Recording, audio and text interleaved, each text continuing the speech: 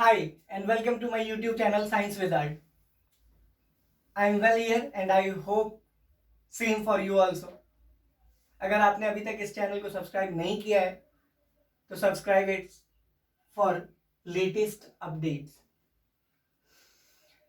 Friends, ये जो chapter number 4 था इसमें हमने फर्स्ट पार्ट में डिस्कस कर लिया था कि मटेरियल्स क्या होते हैं और इनका क्लासिफिकेशन क्या होता है, कैसे हम क्लासिफाई करते हैं चीजों को. ये सारी चीज मैंने आपको बता दी थी. आज सेकेंड पार्ट जो कि प्रॉपर्टीज के ऊपर बेस्ड है कंप्लीटली, उस प्रॉपर्टी में भी मैंने आपको 3 चीजें बता दी थी कि अपीयरेंस के बेसिस पर अगर हम ट्रांसपेरेंट, ट्रांसलूसेंट और ओपेक ऑब्जेक्ट की बात करें तो ट्रांसपेरेंट का मतलब ये था कि जो लाइट को पूरी तरह से पास करता है, वहीं ट्रांसलूसेंट का मतलब जो आधा अधूरा पास करता है. और तीसरी बात ओपेक. ओपेक के बारे में ये कहते हैं कि जो लाइट का पाथ ब्लॉक करता है उसको हम ओपेक ऑब्जेक्ट कहते हैं. I hope it is clear. इसमें तो कोई डाउट होना ही नहीं चाहिए. उसके बाद जो नेक्स्ट इंपॉर्टेंट पॉइंट है वो क्या है, वो ये है बेटा कि अगर हमने आज के एजेंडे की बात देखनी है तो वो क्या है कि sorting of materials on the basis of different properties. उसमें 3 चीजें हमने पढ़ ली थी. आज हम चौथे से स्टार्ट करेंगे. अपीयरेंस का सेकेंड पार्ट. अपीयरेंस का सेकेंड पार्ट लस्टरस और नॉन लस्टरस. लस्टरस और नॉन लस्टरस का मतलब क्या होता है? लस्टरस मतलब क्या होता है बेटा? इसके बारे में हम कहते हैं कि इसका मतलब है साइनी. इसका मतलब क्या है? जैसे हम नॉट साइनी कह सकते हैं, लेकिन ज्यादा अच्छा वर्ड क्या है? डल. ठीक है बेटा. तो इस बेसिस पर भी हम चीजों को क्लासिफाई कर देते हैं. जैसे लस्टरस में हम क्या रखते हैं? Generally metals. जनरली मेटल्स जो मेटेलिक सब्सटेंस है, जैसे कि एग्जांपल में मैं आपको बताऊं, गोल्ड, सिल्वर, ये सब के सब चमकते हैं. प्लेटिनम. ठीक है बेटा. वही नॉट साइनी में क्या होता है? Non metals. Generally non metals. Non metals. अब इनके एग्जाम्पल की अगर मैं बात करूं तो मैं कहूं वुड, लकड़ी, कभी चमकेगा कभी नहीं चमकता है. उसके बाद प्लास्टिक्स, नहीं चमकता है. नहीं. तो बेसिकली हम क्या कह रहे हैं कि हम लस्टरस और नॉन लस्टरस के बेसिस पर भी हम चीजों को बांट देते हैं. जनरली मेटल्स की अगर बात करें तो वो चमकते हुए होते हैं, जैसे कि गोल्ड, सिल्वर, प्लेटिनम. इनकी बात करें तो ये चमक रहे होते हैं. जैसे आयरन की भी बात करेंगे तो आयरन भी चमक रहा होता है जब वो इनिशियली आता है तो. लेकिन क्या हमने कभी वुड और प्लास्टिक को चमकते हुए देखा है? नहीं, कभी नहीं देखा. यहां पर अगर मैं बात करूं यूटेंसिल्स, जो बर्तन होते हैं स्टील के, वो भी चमक रहे होते हैं. लेकिन क्या प्लास्टिक का बर्तन चमकता है? नहीं. तो बेसिकली क्या है कि लस्टरस और नॉन लस्टरस के बेसिस पर भी हम इसको बांट देते हैं. आई होप ये क्लियर हो गया होगा. अब जो दूसरा बांटने का तरीका है वो किसके बेसिस पर है? वो है hardness.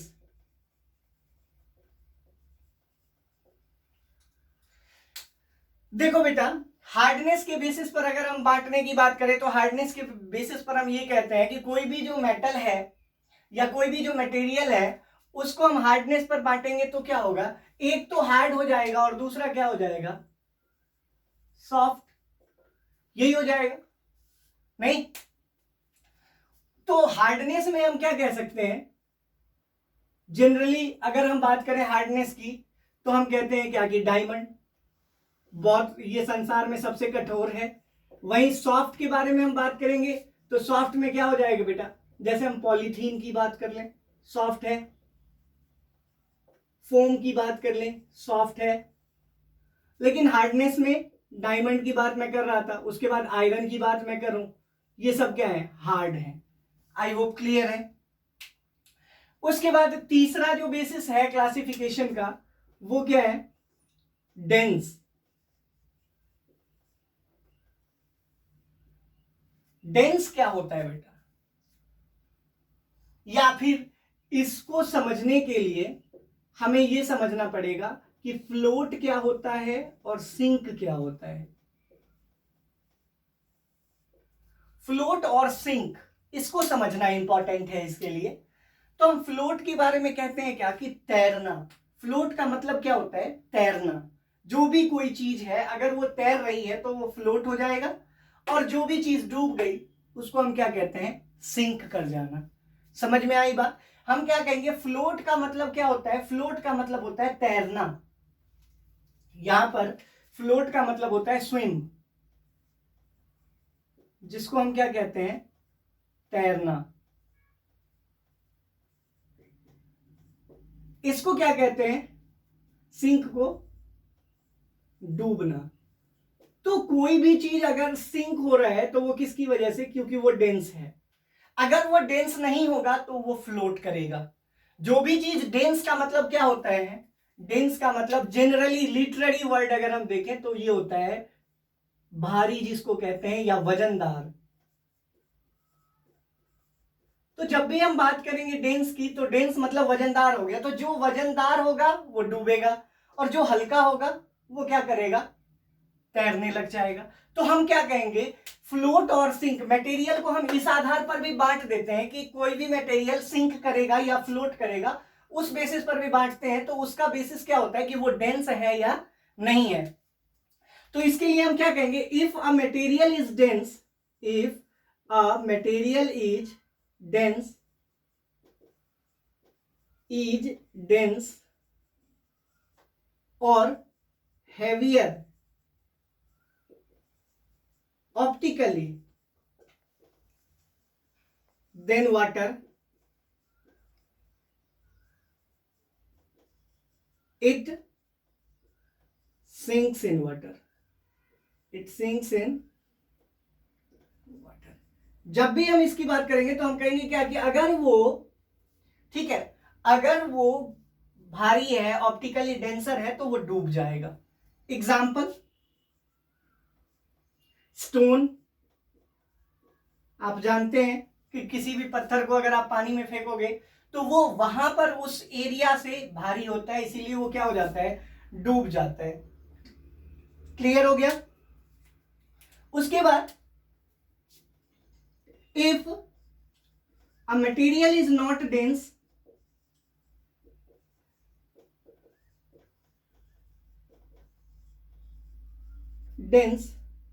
This means it will float in water, float in water। जब भी हम बात करेंगे तो हम कहेंगे क्या कि अगर कोई मटेरियल डेंस नहीं है, वजनदार नहीं है, तो वो क्या करेगा? वो तैरेगा। मगर अगर मैं बात करूं तो मैं ये कह रहा हूं कि अगर कोई भी मटेरियल हल्का है तो वो तैरेगा। जैसे प्लास्टिक टॉयज की आप बात कर लीजिए, प्लास्टिक टॉयज की अगर आप बात करोगे, एग्जाम्पल है ये। अगर हम प्लास्टिक टॉयज की बात करते हैं तो प्लास्टिक टॉयज कहीं ना कहीं क्या करने लग जाता है? तैरने लग जाता है। वहीं शिप की बात करेंगे, ये भी तैरता है। अब कई लोगों के मन में ये भी क्वेश्चन होगा कि सर अभी आप कह रहे थे कि स्टोन बहुत छोटा होने के बाद भी डूब जाता है, जबकि शिप नहीं डूबता बहुत बड़ा होने के बाद भी। तो इसके लिए मैं आपको बताऊं कि अगर मैं शिप की बात कर रहा हूं तो शिप के बारे में मैं ये कह रहा हूं कि शिप जो है ना, उसके साइज के हिसाब से उसकी जो डेंसिटी है वो कम है, लेकिन ये छोटा होने पर बहुत भारी होने की वजह से डूब जाता है। ये बड़ा, जिस हिसाब से बड़ा है ये, उस हिसाब से इसका जो वजन होता है वो उतना ज्यादा ना होने की वजह से, या उसकी डेंसिटी, मास बाय वॉल्यूम का रेशियो होता है, वो हम फर्दर क्लास में पढ़ेंगे, वो कम होने की वजह से शिप तैरता रह जाता है, और इसकी डेंसिटी ज्यादा होने की वजह से ये क्या होने लग जाता है? डूब जाता है। आई होप ये क्लियर हो गया होगा। उसके बाद जो नेक्स्ट प्रॉपर्टी है बेटा, वो नेक्स्ट प्रॉपर्टी क्या है? सॉल्युबिलिटी। नेक्स्ट प्रॉपर्टी है सॉल्युबिलिटी। अब इसका मतलब क्या होता है? जब भी हम सॉल्युबिलिटी की बात करेंगे तो सॉल्युबिलिटी का मतलब क्या होता है? तैरना, या कह सकते हैं, सॉरी, सॉल्युबिलिटी का जो मतलब है बेटा वो है घुल जाना या मिल जाना। सॉल्युबिलिटी को अदर वर्ड्स में हम कहते हैं डिसॉल्व्ड। ठीक है बेटा? तो तो कहीं ना कहीं मटेरियल इसके आधार पर भी दो भागों में होते हैं, एक material that dissolves in water, material that dissolves in water, in water, दूसरा materials that does not dissolves in water. Material जो डिसॉल्व करता है वाटर में, मटेरियल यहां मैंने लिखा कि डिसॉल्व के बेसिस पर दो भागों में, material that dissolves in water are called soluble, और जो नहीं डिसॉल्व करते उनको इनसॉल्युबल। इन मतलब क्या होता है, नॉट। ठीक है बेटा, जो डिसॉल्व करेंगे वो सॉल्युबल है, जो डिसॉल्व नहीं करेंगे वो इनसॉल्युबल है। एग्जाम्पल की अगर मैं बात करूं तो यहां मैं कह सकता हूं वाटर विथ शुगर, या वाटर एंड शुगर की बात करें तो शुगर मतलब चीनी है, और शुगर आपको पता है कि वो डिसॉल्व हो जाएगा, पानी में घुल जाता है ना शुगर, तो ये तो बेसिकली सॉल्युबल हो गया। इनसॉल्युबल में क्या हो गया, वाटर एंड सैंड, रेत, रेत कभी डिसॉल्व होगा बेटा, नहीं, वो नीचे बैठ जाता है, हम देखते भी हैं, तो ये इनसॉल्युबल हो गया। आई होप क्लियर है। इसके बेसिस पर भी हम चीजों को बांटते हैं, जैसे वाटर और शुगर जैसी बात है, शुगर की जगह आप सॉल्ट भी लिख सकते हो, नहीं, तो ये सब वाटर में मिक्स हो जाते हैं। लेकिन सैंड जैसी जो चीज है, आप कहोगे सर केवल आपने सैंड का ही एग्जांपल दिया, मैं अगर रॉक्स की बात कर दूं, स्टोन्स की बात कर दूं, तो ये सब भी डिसॉल्व नहीं होते, घुलते नहीं है, इसीलिए ये क्या है, इनसॉल्युबल। सॉल्युबल पार्टिकल वो पार्टिकल हैं जो मिक्स होते हैं, जो इनसॉल्युबल है वो कभी मिक्स नहीं होंगे वाटर में, ये ध्यान रखना है। हमेशा हम किसके रेस्पेक्ट में बात करेंगे, तो हम कहेंगे क्या कि हमारा रेस्पेक्ट किसके साथ होगा, वाटर के साथ। किसी भी चीज के घुलने और ना घुलने की बात अगर हम करेंगे तो वो किसके साथ करेंगे, वाटर के साथ, क्योंकि वाटर यूनिवर्सल सॉल्वेंट होता है। आई होप क्लियर है। उसके बाद बेटा नेक्स्ट जो पार्ट है वो है,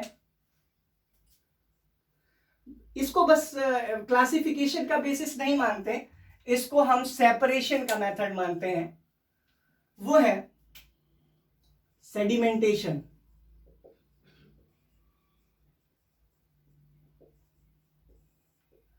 सेडिमेंटेशन के बारे में हम क्या कहते हैं कि सेडिमेंटेशन एक ऐसा प्रोसेस है जिसमें पार्टिकल्स जो हैं, जो हेवियर पार्टिकल्स हैं, वो नीचे बैठ जाते हैं। ठीक है बेटा, मीन्स व्हाट कि अगर हम कभी मोटर से पानी को भरते हैं तो हम ये देखते हैं कि वो जो मोटर का पानी है वो कहीं ना कहीं रेत के कुछ पार्टिकल्स को लेकर आता है, जो धीरे धीरे क्या हो जाते हैं, नीचे की ओर बैठ जाते हैं। और यही जो प्रोसेस है, ये नीचे बैठने का जो प्रोसेस है, ये सेडिमेंटेशन कहलाता है। Means what, the process of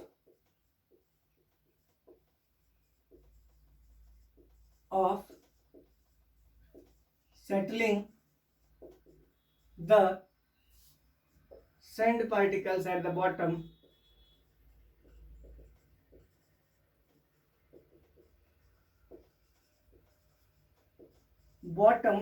of the liquid means what कि सैंड पार्टिकल को बॉटम ऑफ द लिक्विड में सेटल करने का जो प्रोसेस है वही क्या कहलाता है, सेडिमेंटेशन कहलाता है। सेडिमेंटेशन के बारे में हमेशा ध्यान रखेंगे कि ये एक ऐसा प्रोसेस है जिसमें सैंड पार्टिकल, जो रेत के जो पार्टिकल्स होते हैं, कण होते हैं, वो धीरे धीरे नीचे की ओर बैठ जाते हैं, और यही प्रोसेस क्या कहलाता है, सेडिमेंटेशन। आई होप क्लियर हो गया होगा बेटा।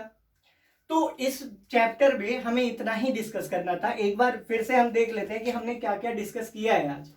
सबसे पहले अगर मैं बात करूं हार्डनेस की, तो हार्डनेस के बारे में मैं आपको बताऊं कि दुनिया में जो कठोर चीजें हैं और जो सॉफ्ट चीजें हैं, उन दोनों को अलग अलग रखा गया है, तभी तो हम कहते हैं कि ये मुलायम है या ये हार्ड है। इसमें अगर मैं डायमंड और आयरन की बात करूं, लोहे की बात करूं, तो कहीं ना कहीं वो हार्ड होता है, जबकि अगर हम पॉलीथीन और फोम, स्पॉन्ज की बात करें तो वो क्या होता है, सॉफ्ट होता है। वहीं दूसरी ओर अगर मैंने आपसे ये कहा कि कोई भी पार्टिकल तैरेगा या सिंक करेगा, इसके बेसिस पर बहुत सारी चीजें निर्भर करती हैं। जैसे हम बोट की बात करें, शिप की बात करें तो वो क्यों चलती हैं? क्योंकि वो फ्लोट करती हैं। अगर वो सिंक कर जाती, डूब जाती, तो उसको हम कभी नहीं चलाते और उससे बहुत सारा काम होता है वो हमारा हो नहीं पाता। तो ये भी मटेरियल बहुत इंपॉर्टेंट है, मटेरियल का क्लासिफिकेशन। उसमें जो पानी से डेंस होगा वो डूब जाएगा, भारी होगा वो डूबेगा, डेंस का मतलब भारी, और जो भारी नहीं होगा, जो डेंस नहीं होगा, जो लाइटर होगा, जो हल्का होगा, वो क्या करेगा? वो तैरेगा। क्लियर हो गया? उसके बाद नेक्स्ट पॉइंट मैंने ये कहा था कि अगर मैं तैरने की बात कहूं तो प्लास्टिक टॉयज की बात करें, शिप की बात करें, बोट की बात करेंगे तो ये तैरेंगे। और अगर हम मान लीजिए अगर हम बात करते हैं स्टोन्स की, तो स्टोन्स क्या करते हैं? भारी होने की वजह से, उनकी डेंसिटी ज्यादा होने की वजह से वो डूब जाते हैं। अगला पॉइंट सॉल्युबिलिटी का था। सॉल्युबिलिटी मतलब मिक्सिंग ऑफ एनीथिंग। अगर हम सॉल्युबिलिटी की बात करें तो सॉल्युबिलिटी के बारे में हम क्या कहते हैं? मिक्सिंग या फिर dissolving anything in water, any material in water. इसी को हम क्या कहते हैं? किसी भी मटेरियल को वाटर में मिक्स करने की जो प्रॉपर्टी होती है उसी को हम सॉल्युबिलिटी कहते हैं। इसके बेसिस पर दो चीजें होती हैं, एक जो घुलेगा पानी में, एक जो नहीं घुलेगा पानी में। जो नहीं घुलेगा पानी में वो इनसॉल्युबल, जो घुल जाएगा वो सॉल्युबल। सॉल्युबल में जैसे वाटर और शुगर की बात कर ले, वाटर और सॉल्ट की बात कर लें। इनसॉल्युबल में वाटर और सैंड की बात कर लीजिए, रॉक्स की बात कर लीजिए, स्टोन्स की बात कर लीजिए, या फिर ऑयल की बात कर लीजिए, तेल, ये भी मिक्स नहीं होता। तो ये सभी चीजें क्या है? इनसॉल्युबल हैं। क्यों? क्योंकि ये मिक्स नहीं होती। और सॉल्युबल क्या है? जो मिक्स हो जाएंगे। उसके बाद लास्ट पॉइंट मैंने आपको बताया सेडिमेंटेशन। ये एक ऐसा प्रोसेस है जिसमें हम क्या करते हैं? सैंड पार्टिकल जैसी चीजें नीचे बैठाने का काम करते हैं ताकि प्रॉपर तरीके से हम सही मायने में एक प्योर लिक्विड को दूसरी चीज में रख सके। यही क्या कहलाता है? सेडिमेंटेशन। बेटा इसी के साथ ये चैप्टर जो है वो एंड हो गया। मैं आपसे ये उम्मीद करता हूं कि इसको बहुत ध्यान से देखेंगे आप, और इसी के साथ अगले लेक्चर में हम इसके क्वेश्चन आंसर से रिलेटेड डाउट क्लियर करेंगे। Till then stay home, stay safe, god bless you.